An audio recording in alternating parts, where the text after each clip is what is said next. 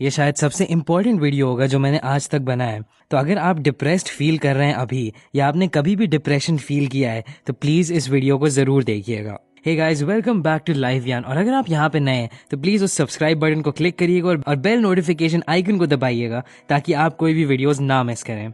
हम लोगों की कंट्री इंडिया में मेंटल हेल्थ की अवेयरनेस तो ऑलमोस्ट है ही नहीं। लोगों को तो पता ही नहीं कि मेंटल हेल्थ होती क्या है और उसको ठीक करना तो बहुत दूर की बात है। और मुझे सही में समझ में नहीं आता ऐसा क्यों है। हो सकता है कि हम लोग के स्कूल में इतनी पढ़ाई के ऊपर फोकस रखा जाता है कि लाइफ के बारे में कुछ सिखाया ही नहीं जाता है। तो इस वीडियो में मैं ये चाहता हूँ कि आपको प्रैक्टिकल टिप्स दूं कि आप अपना डिप्रेशन कैसे हटा सकें। आज मैं सिर्फ उन साइंटिफिक तरीकों की बात करूंगा जिन्होंने काफ़ी लोगों की मदद की है और मेरी भी बहुत मदद की है डिप्रेशन से डील करने में। तो डिप्रेशन की प्रॉब्लम आजकल बहुत ज़्यादा कॉमन होती चली जा रही है और ये इसलिए है क्योंकि हम लोगों की लाइफ्स बहुत अलग हो गई हैं जैसे वो थी 100 साल पहले। और इस वजह से हम लोगों के एनवायरनमेंट में इतने चेंजेस हो गए हैं और हम लोगों की बॉडीज़ उससे डील नहीं कर पा रही हैं।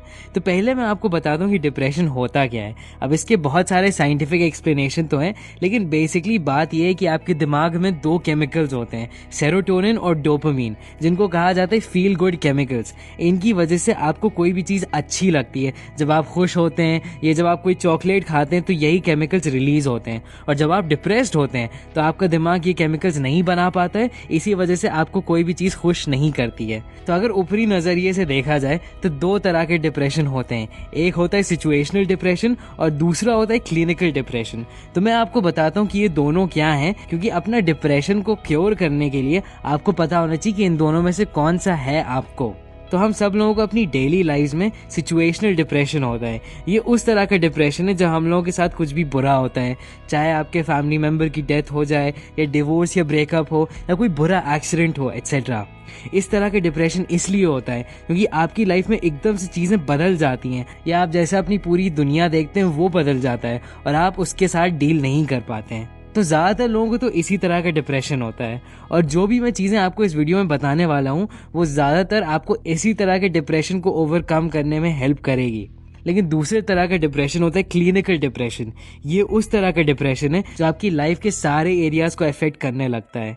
लोग अच्छे से काम नहीं कर पाते और उनकी फिजिकल हेल्थ भी धीरे धीरे डिक्लाइन करने लगती है। और अगर आपको बहुत टाइम से डिप्रेशन है और आप डिप्रेशन से ऊपर आ ही नहीं पा रहे हैं तो शायद आपको क्लिनिकल डिप्रेशन हो। ऑफकोर्स मैं डॉक्टर नहीं हूँ और सबसे बेस्ट है कि आप एक सर्टिफाइड साइकोलॉजिस्ट से अपना डिप्रेशन डायग्नोज कराएं। इस तरह का डिप्रेशन अकेले अकेले में डील करना थोड़ा मुश्किल होता है और ज़्यादातर टाइम शायद आपको दवाई और थेरेपी की ज़रूरत होगी एक असली साइकोलॉजिस्ट के साथ। लेकिन अगर इस टाइप का डिप्रेशन है भी आपको, तब भी जो भी मैं इस वीडियो में आपको बताऊंगा वो आपकी हेल्प ज़रूर करेगा। और कभी भी ऐसा ना सोचिए कि आप इस डिप्रेशन से नहीं निकल पाएंगे। बस एक साइकोलॉजिस्ट को देख लीजिए अगर पॉसिबल हो और इन टिप्स को फॉलो करिए। लेकिन इससे पहले कि मैं बताऊं कि क्या करना चाहिए, आपको समझना होगा कि इतना इम्पॉर्टेंट क्यों है अपना डिप्रेशन हटाना। डिप्रेशन इस तरह की प्रॉब्लम है जो आपकी लाइफ की क्वालिटी कम कर देता है, लेकिन शायद ये सबसे छोटी प्रॉब्लम होगी आपके साथ। डिप्रेशन आपका करियर भी बिगाड़ सकता है क्योंकि आप अपने जॉब पे तो फोकस कर नहीं पाएंगे। और सबसे इम्पॉर्टेंट कि डिप्रेशन को एक्चुअली लिंक किया गया है दूसरी टाइप की मेंटल प्रॉब्लम से, जैसे एंजाइटी, ओसीडी या स्किज़ोफ्रेनिया। तो ये बहुत इंपॉर्टेंट है कि आप इससे डील करना सीख लें इससे पहले कि और बुरा हो जाए। और हो सकता है अगर आपको अभी बहुत डिप्रेशन हो रहा हो तो आपको कुछ करने का मन ही ना कर रहा हो और यही चीज़ आपके साथ डिप्रेशन कर देता है, ये आपको बहुत वीक बना देता है और आपको कुछ करने का मन करता ही नहीं है। लेकिन प्लीज़ अगर आप ये वीडियो देख रहे हैं तो ये आपको पता होना चाहिए कि एक पार्ट है आपके अंदर जो इस डिप्रेशन से ऊपर बढ़ना चाहता है। तो प्लीज़ मेरी बात मानिए और अपना ध्यान रखिए। मुझे भी डिप्रेशन हो चुका है और मुझे पता है कि आपके सोचने का तरीका कैसे बदल सकता है। इनफैक्ट मेरे एक जानने वाले इंसान ने मुझे बोला था कि उसे डिप्रेशन पसंद था क्योंकि उनको अपने सोचने का तरीका पसंद आ गया जब वो डिप्रेशन में थे। प्लीज इस तरीके से ना सोचिए। आपके ये सारे थॉट्स आप नहीं, ये आपका डिप्रेशन है और जितनी देर आप डिप्रेस रहेंगे उतना आप अपने आप को और दूसरे लोगों को हार्म करते चले जाएंगे। तो अगर आप इस वर्ड को देखिए डिप्रेशन, तो इसका लिटरली मतलब है बैठ जाना या दब जाना। और अगर आप इसका उल्टा देखिए, वो है एक्सप्रेशन, खिल जाना, ये ऊपर आ जाना। तो आपको अपने आप को एक्सप्रेस करना होगा और बेहतर फील करने के लिए, और इसको करने के दो तरीके हैं, एक अपने वर्ड से और एक अपनी बॉडी से। एक्सप्रेशन अपनी बॉडी के थ्रू का लिटरली मतलब है एक्सरसाइज। एक्सरसाइज को बार बार लिंक किया गया है डिप्रेशन कम होने से। ये इसलिए क्योंकि एक्सरसाइज डोपामिन और सेरोटोनिन रिलीज करता है, जिसके बारे में मैंने आपको पहले बताया था। रेगुलरली एक्सरसाइज करिए और कोई बहुत बड़ी चीज़ करने की ज़रूरत नहीं है, बस 10 से 15 मिनट की ब्रिस्क वॉकिंग भी बहुत हेल्प करती है। अपनी बॉडी को मूव करने पर रेगुलर बेसिस से आप बहुत अच्छा फील करेंगे। और मुझे पता है काफ़ी दिन आपको बेड से निकलने का मन करेगा ही नहीं, और ख़ास करके इन्हीं दिनों पे आपको अपने आप को फोर्स करना होगा, क्योंकि तभी आपको इसकी सबसे ज़्यादा ज़रूरत है। एक और चीज़ जो हेल्प करती है वो है ठंडे पानी से नहाना। ठंडे पानी से नहाने में आपकी पूरी बॉडी हिल जाती है और आपके ब्लड का सर्कुलेशन बढ़ जाता है। मेरे लिए ये सबसे ज़्यादा इफेक्टिव रहा है शॉर्ट टर्म में, कि कभी भी मुझे थोड़ा भी डिप्रेशन होता है तो मैं ठंडे पानी से नहा लेता हूँ। जब मैं काँप रहा होता हूँ, चिल्ला रहा होता हूँ, बहुत तेज़ तेज़ सांस ले रहा होता हूँ, तो उससे मैं बहुत ज़्यादा बेहतर फील करता हूँ। बाहर जाइए और नेचर में वॉक कर लीजिए, किसी पार्क जाइए और ऑक्सीजन को ब्रीथ करिए, किसी कुत्ते या बिल्ली से खेल लीजिए। नेचर में रहने से और अपने एनवायरनमेंट में रहने से आप और अच्छा फील करेंगे। और एक और टेक्निक मैं आपको बताऊंगा कि बस चिल्ला लीजिए। कहीं भी जाइए जहाँ पे लोग सुन नहीं रहे होंगे, या अपने फैमिली मेम्बर्स को बता दीजिए कि आप चिल्लाने वाले हैं, और बस चिल्लाइए जितना भी ज़ोर से चिल्लाने का मन करे। कभी कभी आप अपने शब्द से कुछ ऐसा नहीं बोल पाएंगे जो आप बोलना चाह रहे हैं, तो बस चिल्लाने से भी काफ़ी बार आप बेहतर फील करेंगे। तो ये था फिजिकल एक्सप्रेशन। दूसरी तरीका है अपने आप को एक्सप्रेस करने का, वो है इमोशनली।